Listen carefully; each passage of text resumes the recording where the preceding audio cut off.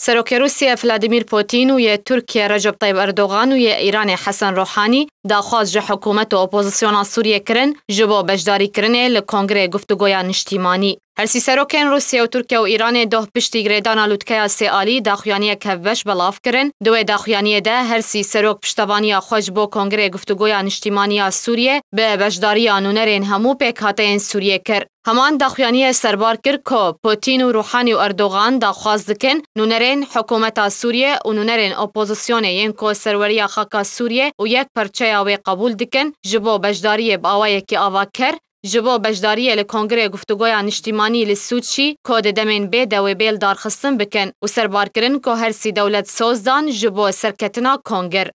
گردای همان ویجاره هرسی دولت پابندی خواه به پیوستی پاراستنا سروری سوریه و یک پرچبوناوی راگهاندن. هروها هرسی سروک تکس کرن که پیوست دورن کم کرنا آست شر یانجی چه دست پیشخری یک سیاسی سروری خاک سوریه و یک پرچبوناوی تکنده.